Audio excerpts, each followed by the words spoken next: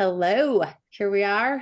We're instigating all kinds of women and friends today. And actually, we are rewinding a little bit some topics that Liz and I started several years ago during the pandemic about loss of control, about loss in general.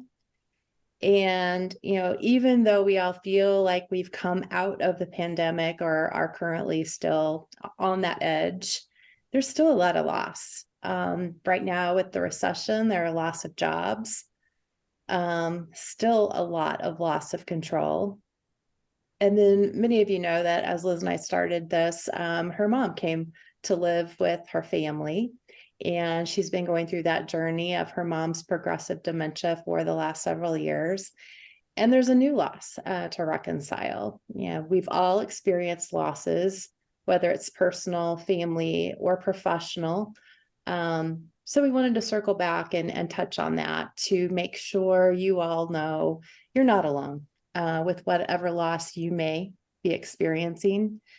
And we hope that you can learn a little bit from our rewinds and retelling of the tips, tricks, lessons that we've learned and honestly, the struggles that we've had. So, Liz, would you like to start? Yeah.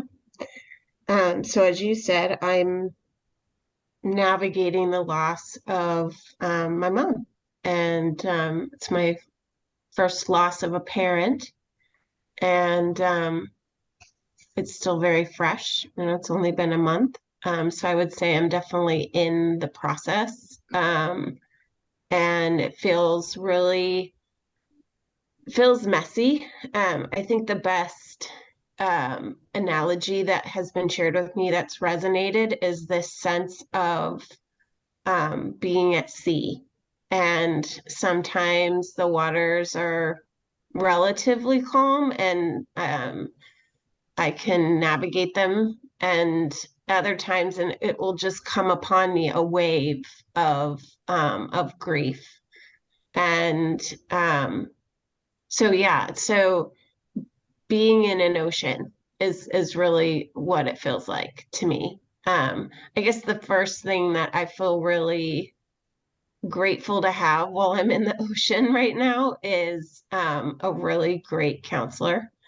So I've definitely upped my sessions. We meet every week now.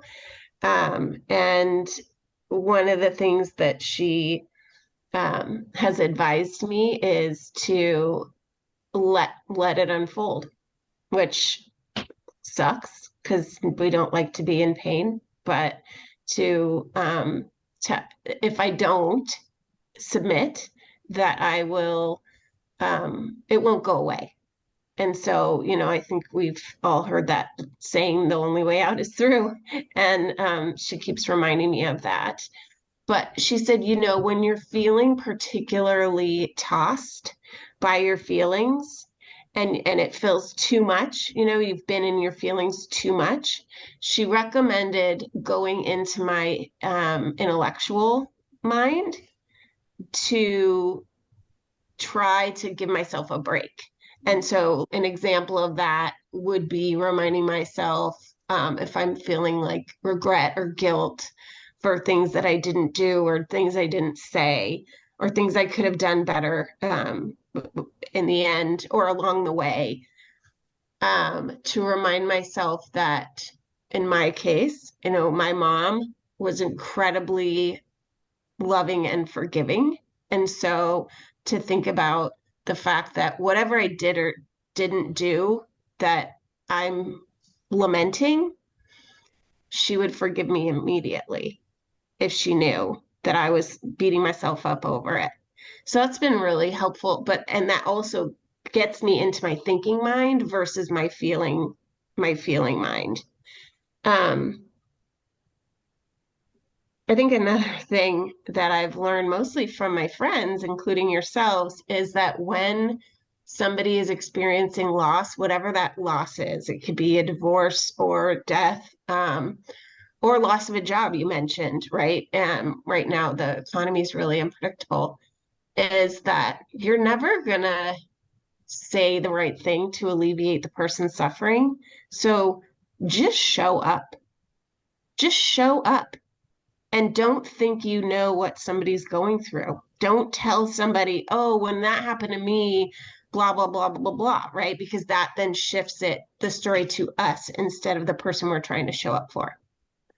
And the final thing I will say is that it's really inconvenient to be parenting teenagers when I'm experiencing the loss of a parent.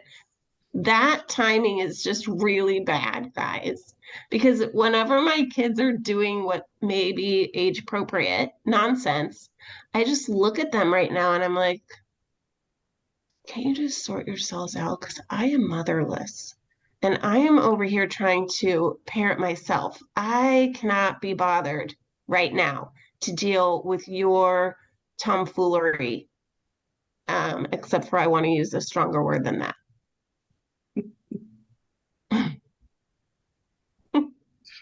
So, yeah, and to that effect, you know, you're gonna have all kinds of weird thoughts and feelings. And the last thing that my wonderful counselor said to me was, you are your own parent now, and you can be gentle with yourself. Mhm. So be that, be gentle with yourself. Absolutely. Yeah. And I have a feeling Kate will want to touch on that. Before she does, I'd like to mention I heard a saying yesterday that was new to me, and it's you have to feel to heal. Mm. And I did not feel when my mom died. I did not cry at her funeral, and I spoke at her funeral. And that may sound cold hearted and insensitive, but it was because I was so happy for her that she was actually in a much better place. As corny as it sounds, I was really, truly convinced. But what I have found out now, after all these years, is I never allowed myself to feel what it was like to grow up as a child in that kind of household with all that kind of chaos and crazy, and actually having to grow up almost being the parent to my mom. And so I am learning how to feel the feels in my body in I've never before. And just really beginning to understand there is no feeling or emotion that's bad. There really isn't. They're all here for good reason. And sadness really just helps us slow down for a moment and focus on us and be more present in the present moment. There also is a lot of buried anger, honestly. And everyone thinks anger is so bad and horrible, and we're embarrassed to ever be angry. But I'm learning, you know, anger helps us create boundaries, and boundaries are critically important for all of us. So when I get angry about what might have happened or what might maybe didn't happen, or even how I'm showing up without a mom, some days, usually it's because I'm stressed and I'm tired, or somebody's tripping over some boundaries that I've set. And I need to either rethink the boundaries and be careful with them to communicate them, or I need to reassess, you know, are my boundaries too strict, or am I there too out there and all that stuff. So I think the feels and the stuff going on in the body is really important to take notice of and just ask, you know, what am I supposed to learn from this? Mhm. Kate, you're the self-compassion expert at this point. So my mom died 6 years ago, and my father died by suicide when I was 12. And I only mention that because um, I was, I lost a parent early on, and it shifted my relationship with death. Death became a choice. It became something that I wasn't afraid of, because, you know, when you process it so young, or when you're not even when you process it, because I don't know that I did at the time, but when you're confronted with it so young, I think your relationship with it is very interesting. I'm not afraid to die, which always concerns my husband because he's deathly afraid of dying. So yeah, I think about death in a very different way. My mother died from lung cancer, and she died in my home. So Liz, I feel where you're coming from.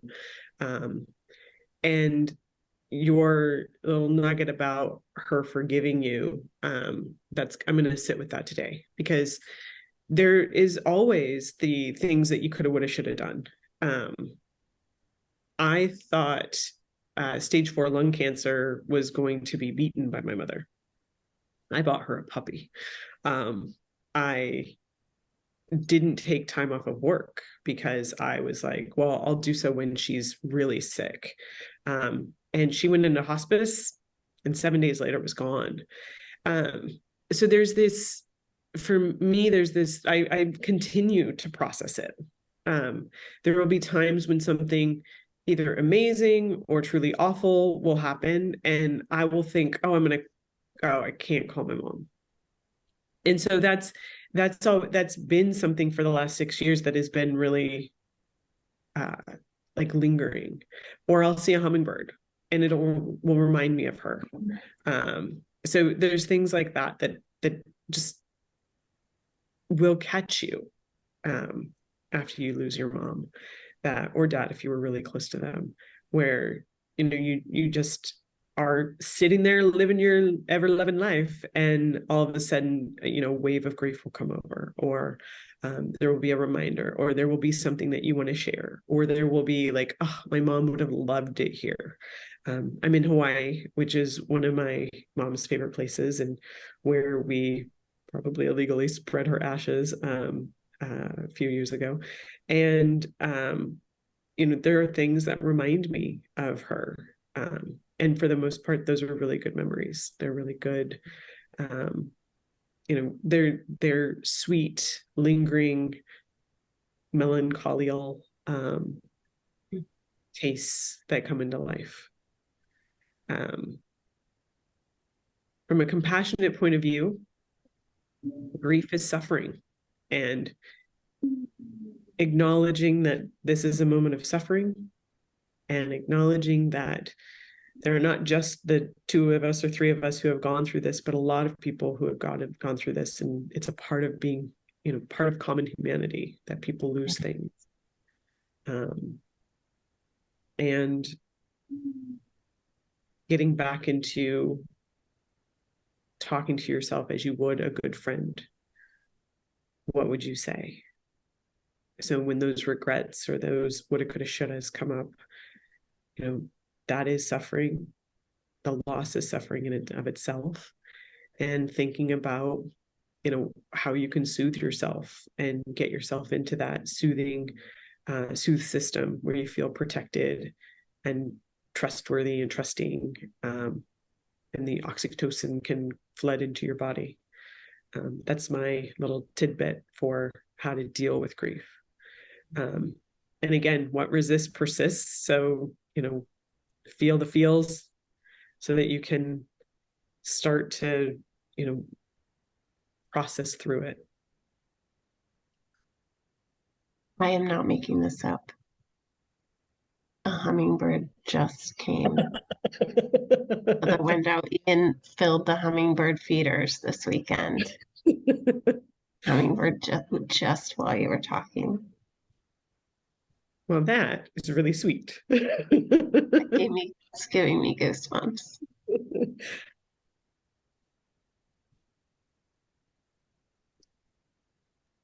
Wow. She's always there.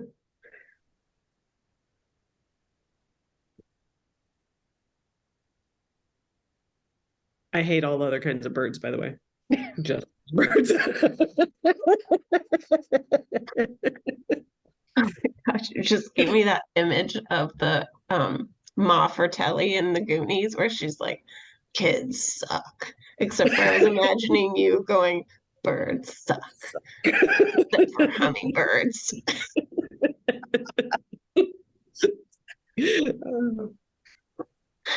Ah, thank you, my friends.